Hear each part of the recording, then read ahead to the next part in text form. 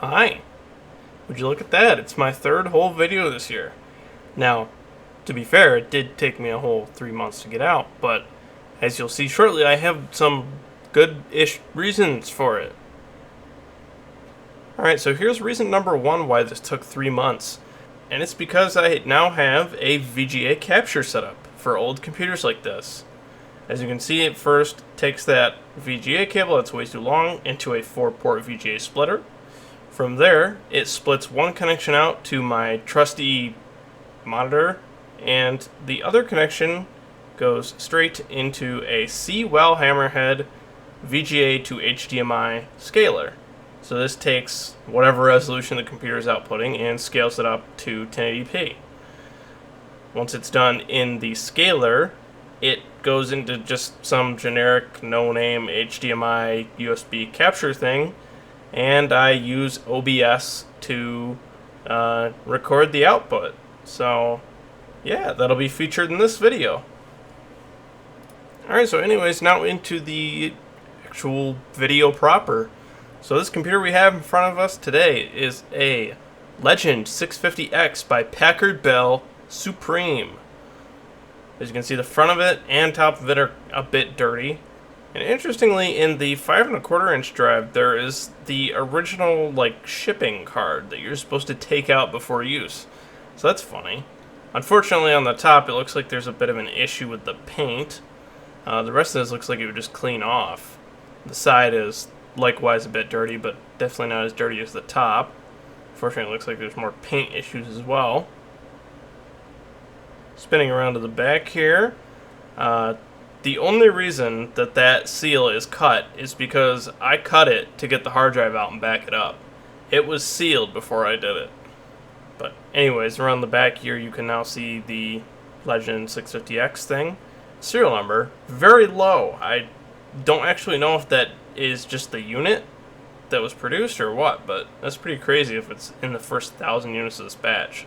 For ports, we've got a bog standard PS2 keyboard and mouse, VGA output, joystick, parallel and serial, 2 modem ports that are on a daughter card just above it, and the power supply. There are no expansion cards installed in this computer. Alright, so let's just jump straight into powering this thing up, except there's an issue, and it's rather a large one. The computer shuts itself off after 4 seconds. So, first thing we actually gotta do, and you will ignore the continuity error, is get the case off. Now, the way they did the case on this machine is silly, but I like it a lot. They engineered these little doors that cover 2 screws in the front. And once those 2 screws are removed, the whole case just slides forward like your classic XT sort of computer does. And now that we have the case off and can see the internals, we can also see another problem in the form of a barrel battery. But we'll be dealing with that after we deal with the larger problem of the power supply not functioning. Alright, so I've already got the power supply out and ripped apart. When we remove the lid here and twirl the thing around, we can see the problem very plainly in the form of capacitors that have basically exploded all over the PCB. And I wish I got a video of this when I was repairing the power supply, but on the underside where all the power traces are, there was this massive black spot where all of the solder mask had been just eaten away by the electrolyte. And by the way, that was another reason why this video took so long, is because I had to order all the caps in off Mauser and then spend like 3 hours replacing all the caps in the thing. Okay, fast forward several weeks, power supply repaired, let's get the thing powered up, and now listen to that startup sound.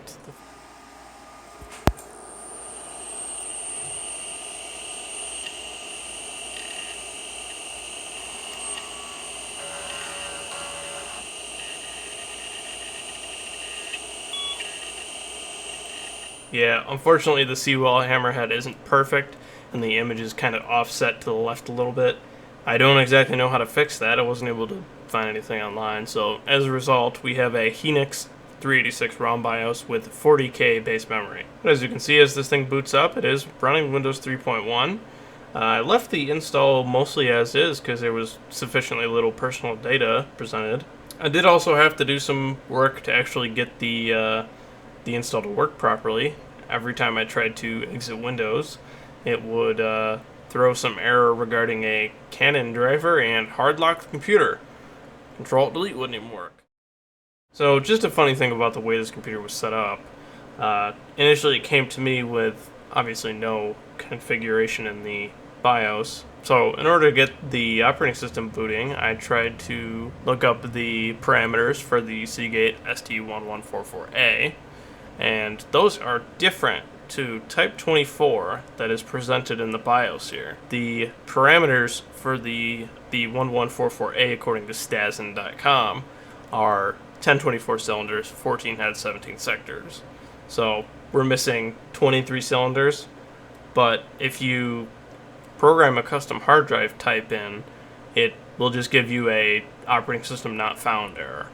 Very weird, so I got the idea to just go down through the types and select one that was pretty close to 130 megabytes, which is the size of the ST1144A, and lo and behold, Type 24 worked. Anyways, with the computer now working, it's time to tear it apart again. Now, pause for just a minute.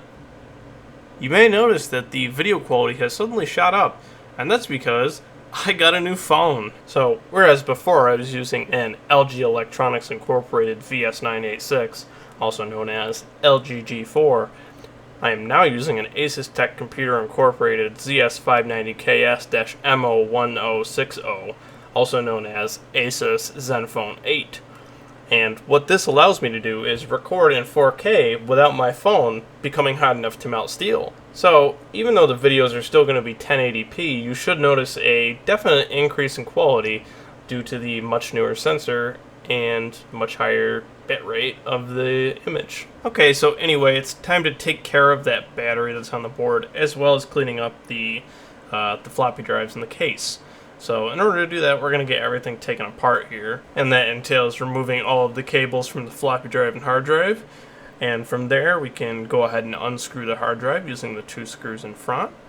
Once those screws are undone, the thing sort of just slides forward and then comes straight out. And then for the floppy drives, there's 2 screws on the hard drive side and 2 more screws that are sort of holding it into the bottom. So it's a bit weird. You have to slide the floppy drive back and then lift it up and forward in order to actually get it out.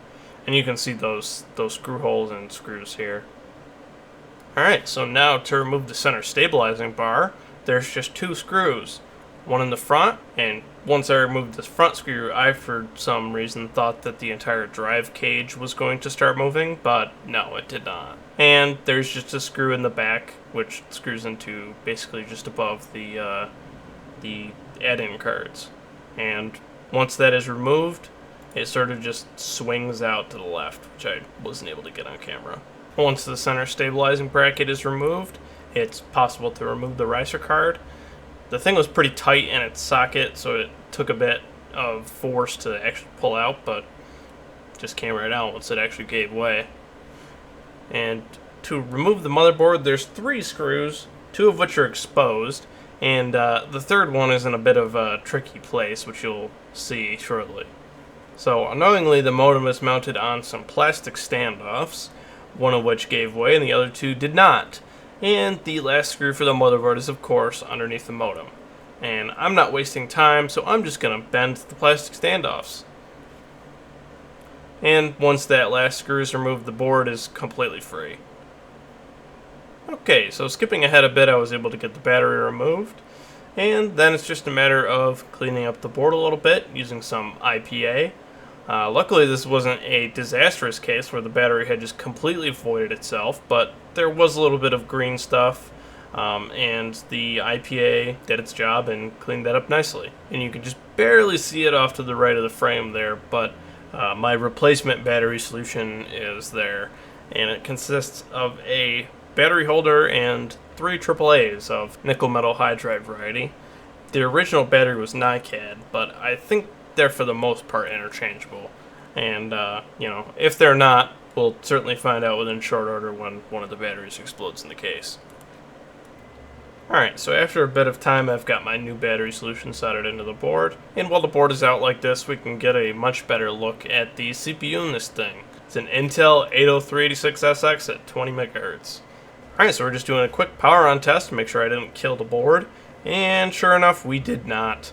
Alright, so we just cleaned up the battery solution a little bit. We hot snotted the wires to the board in a couple places, and hot snotted the battery holder down as well. Alright, so hand cleaning the heads and the floppy drives was something that was done as well, but it's not at all easy to do with one hand. Alright, so the floppy drive's clean. It's time to get the thing mostly reassembled. Just got to get the riser card into place very gently, and then here's a good look at the front of the newly cleaned floppy drives. They look pretty good as far as I'm concerned. There's obviously a few dirt spots still there because I couldn't get everything. And booting the thing up, obviously the battery-backed CMOS has lost its settings because the battery was indeed removed. But once we set these, they should hopefully stay with our new battery solution. Alright, so here we go. Everything is plugged back in and installed, and we can now get into the BIOS and set up our settings for the first time. Sorry, this is just a screen recording. I forgot to actually start the OBS recording on this particular go-around. The cable for the monitor has either failed or the red gun in the CRT is just dead. But either way, we do not have any red in this signal at all. So it accepts my settings perfectly fine, but what threw me into a bit of a tizzy on the reboot was the fact that it said the memory size was invalid. And that made me think that the memory had gone bad somehow. I think it just misdetected it on the first boot. But as you'll see shortly here, there were some weird occurrences when I tried to run memtest. Alright, so here's the first clip of me trying to run memtest.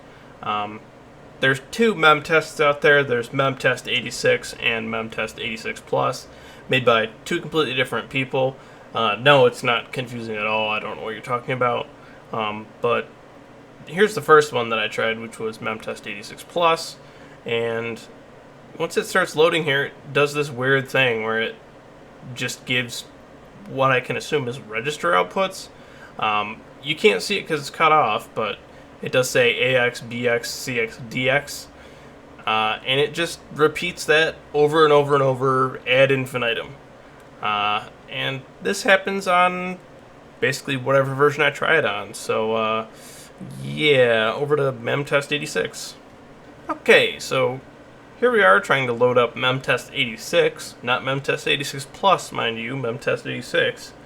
And what happens here is even weirder, but mostly because I have a bad floppy disk. As you can see, it does start to boot, and then immediately complains that it can't read a sector on the floppy disk, which, of course, classic floppy disk moment, but it continues loading anyway and causes this very strange screen to happen.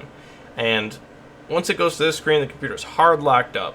Can't press Control Delete, you just have to turn it off and turn it back on. Now, it did get further than this when I put a good disk in, but only as so far as loading up the memtest 86 interface before immediately rebooting again. At that point, I just gave up. I mean, the thing still booted into the Windows 3.1 desktop, so I couldn't have imagined the RAM going bad just by me touching it. It would have taken out some other crap along the way, is what I'm saying. Okay, so now it's time for the classic benchmark hour. Now, just before I get the benchmark started, you may have noticed that there is a turbo LED on the system, but there's no associated turbo button. Now, the way that that's operated is pretty interesting, and it requires two hands, so I couldn't film it. But I did get a picture of it, and as you can see on screen, we have the landmark benchmark open to demonstrate its effects. So if I press Control-Alt-minus on the keyboard, it flips down into quote-unquote turbo mode, which throttles me back to 8 megahertz, but obviously is functioning like a 10 megahertz AT. And then when I press Control-Alt-plus, we return to normal. Alright, so I will spare you having to watch it, but all of these tests were absolutely glacial. So, while the SpeedSys 4.78 benchmark score runs to demonstrate my point how about I go ahead and show you what the outside of the case looks like. So, you know, as you can see, pretty reasonable. Unfortunately, I couldn't really get into the tiny cracks that the front of the case has. Other than that, just one little blemish there on the left-hand side. And the top and sides of the case came out really well. The spots that I thought were paint damage were not paint damage, and just came right off with a magic eraser. Alright, so benchmark scores. For Speed Sys 4.78, we got a score of 3.18. Our landmark score netted us a grand total of 24.96. Our 3D Bench 1.0 C score was a blazingly fast 11.7. And our PC player benchmark was actually a bit interesting because the default RAM that this computer has of 2 megabytes was not enough to run PC player, and I was this close to giving it a DNF, but decided that that wasn't really fair and temporarily upgraded it to 4 megabytes so it could actually run the test, and it finished with a score of a whopping and absolutely massive 1.2, which, doing all the math, nets us a final score of, drumroll please, 5.778. Yeah, so I mean, I'll admit, even I was stunned at just how slow this computer was. And a big reason for that, besides the fact that it's a 386SX at 20 megahertz, is that it doesn't have any cache. It just has none at all. No level 1, no level 2, and there's no sockets for expansion. So yeah, not really a great setup there. But I guess Packard Bell didn't think you needed cache? I don't know. Or maybe they just wanted you to buy a better computer, because, you know, 386SX, no matter how you toss it, is going to be pretty terrible. Or maybe it worked fine for its day. I don't really know. But either way, despite it being dead last on the Connor's Computer Camp PC Benchmark All-Time Leaderboard, it is still the fastest 386 computer that's ever been featured on this channel. Alright, so that's about all for this video. I still do have a ton of computers that I actually need to work on, so those will probably be getting videos as I slowly work through them. Oh, also, the big CRT on the table is going away because its cable broke, and I do need to be able to look at both red, green, and blue. Anyways, feedback in the comments, like, subscribe, do all that crap, and yeah, bye!